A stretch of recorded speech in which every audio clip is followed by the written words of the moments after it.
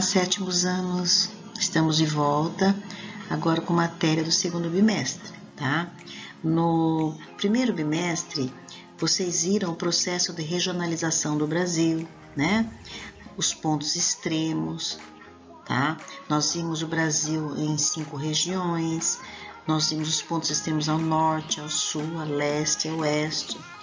Agora, no segundo bimestre, nós vamos aprofundar nossos estudos e trabalhar as fases do processo de ocupação e colonização do Brasil. Vamos trabalhar com a apostila da página 19, na situação de aprendizagem 1. Vamos começar com o primeiro tópico, Brasil, fluxos econômicos e populacionais. Então, nós vamos falar um pouco agora da população e da economia. Então, nós vamos trabalhar a leitura dessas duas imagens e depois os textos da página 20. Então, na página 20, nós temos o texto 1 e o texto 2, tá?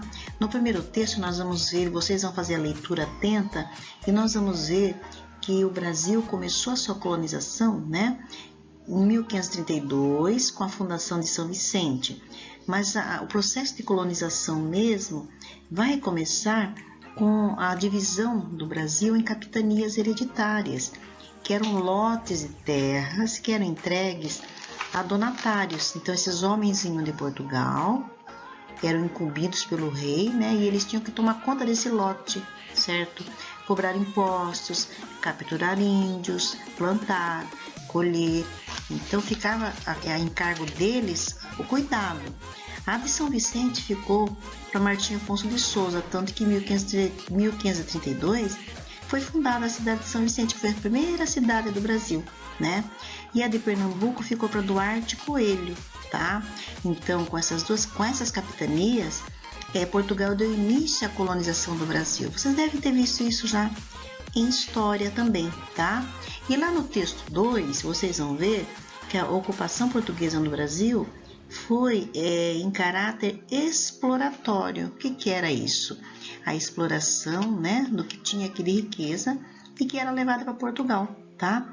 Nessa imagem que vocês estão vendo aí, a primeira imagem, o mapa, nós estamos vendo um mapa bem antigo, né? A chegada dos navios no Brasil. Vocês viram lá no primeiro bimestre o tamanho que o Brasil era, né? Que era essa faixa de terras, onde dentro dele aparecem os índios, os animais e as caravelas. Essas bandeiras dentro mostravam a direção do vento, tá? Para onde o vento tocava, porque as caravelas dependiam do vento, né? E na segunda imagem nós estamos vendo aí índios atravessando um riacho. Depois nós vamos trabalhar essas duas imagens para ver o que significa. Então, o caráter da colonização era exploratório, né? Ou seja, explorar, retirar daquilo que tinha de riqueza e levar para a metrópole que era Portugal.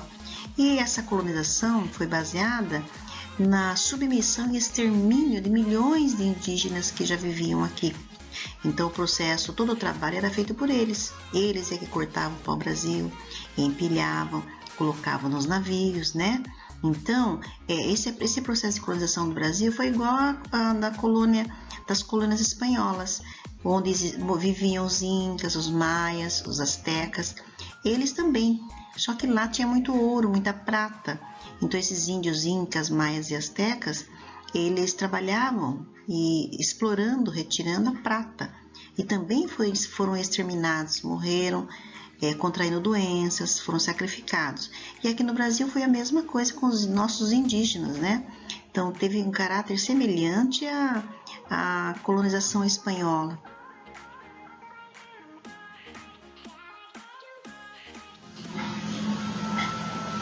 Vocês já devem ter também visto isso em história, né? Que esse desembarque dos portugueses no Brasil foi praticamente um choque entre culturas, né? Os índios foram aculturados. Por quê? Porque foram obrigados a aprender a língua, a religião, né, do colonizador. Alguns historiadores chamavam até esse contato entre desencontro, porque eles chamavam os nossos indígenas de selvagens, tá? Mas o processo de colonização portuguesa foi realmente esse desencontro que exterminou a população indígena. Ou seja, quando eles não morriam pelo conflito nas guerras com os portugueses, né? Eles morriam por doenças, gripe, tuberculose, que eles não tinham imunidade, né? Se pegasse uma gripe, eles morriam, adquiriam essa gripe virava uma pneumonia e eles acabam morrendo. Então essa colonização foi chamada pela história, né, de tripé, formado pela monocultura, latifúndio e trabalho escravo. Então, primeiramente, o que é monocultura?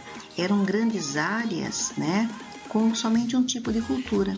Então, por exemplo, no Nordeste foi a cana-de-açúcar. Eram grandes áreas, né, com plantio da cana-de-açúcar e destinada à exportação. Por quê? A partir da moenda da cana, eles faziam um açúcar, né? E para onde que ia esse açúcar? Para a Europa, tá? E latifúndio? Latifúndio são grandes áreas, imensas áreas de plantio. E o trabalho escravo, que primeiramente começou com o indígena, né?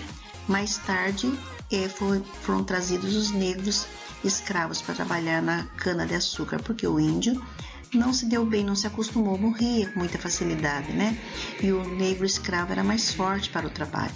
Então, nossa economia, nosso atraso começa daí, porque tudo que nós tínhamos aqui era para exportação, desde a época da colonização, tá? Então, a ocupação e a colonização do Brasil favoreceu a concentração de terras, porque desde aquela época, quem tinha mais dinheiro e mais poder vinha para cá e se apossava de terras, certo? Desde das capitanias hereditárias que eu falei para vocês. Então, o que eram capitanias hereditárias? Eram lotes de terras entregues a donatários, homens que vinham de Portugal para cuidar dessa terra. Nessa terra eles iriam plantar, cobrar impostos, capturar índios, certo? E fiscalizar.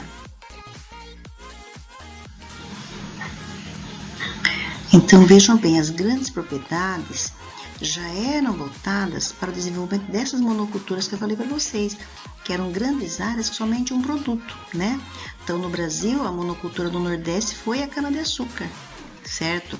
Mas vai dar continuidade com essa cultura a expansão do latifúndio pecuário. Por quê?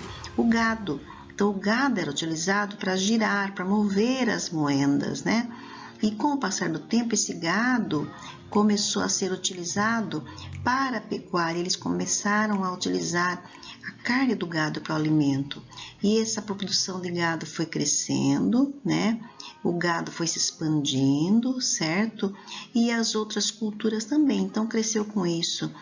A pecuária, a plantação de algodão e outros produtos, né? Como o fumo, o cacau, o arroz, certo? Então, as propriedades brasileiras, na época, os latifúndios, que eram as grandes áreas, foi crescendo. Então, olha lá, latifúndio, grandes hectares de terras, minifúndios, pequenos hectares de terras.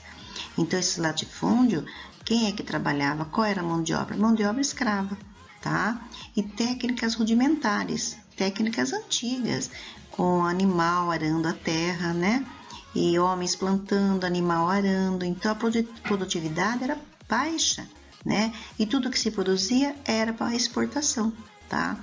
Então, tanto na região Nordeste como as outras regiões do Brasil, tudo que se produzia era voltado para o mercado externo. Então, agora, a atividade com vocês, tá? Faça uma pesquisa sobre os ciclos econômicos, os períodos de ocorrência e locais do Brasil. Então, por exemplo, quais foram os ciclos econômicos no Brasil, né? Nós começamos lá, como vocês viram, o pau-brasil, depois a cana-de-açúcar, aí vocês vão ver a mineração, tá? E o café. Então, vocês vão lá na página 20, vocês vão fazer a leitura do texto 1 novamente, do texto 2, tudo isso eu falei com vocês agora, tá? E aí na página 21, 22 e 23 é onde vocês vão preencher o quadro com a pesquisa. Então lá na página 21, o primeiro quadro, olha lá, pau-brasil e extrativismo. Vocês vão fazer a pesquisa do pau-brasil, tá? Em que período, ou seja, em que século ou em que ano aconteceu, foi a ocorrência do pau-brasil, o ciclo, e onde que tinha os locais do Brasil, tá? Que tinha mais pau-brasil, certo? E aí depois pro segundo quadro, ainda na página 21, olha lá, drogas do sertão. Que drogas são essas? Então vocês vão pesquisar e vão descobrir que lá na região norte, na Amazônia, nós já falamos isso no primeiro bimestre.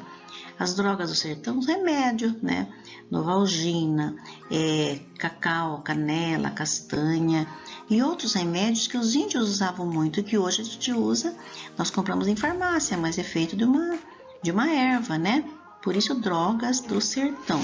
Na página 22 e 23, tem os outros ciclos. Vocês vão ver o ciclo do café, vocês vão ver o ciclo da cana-de-açúcar, na mineração. Então, vocês vão fazer a pesquisa e vão preencher os quadros aí. Não esqueçam onde aconteceu, o século ou o ano que aconteceu e o local do Brasil.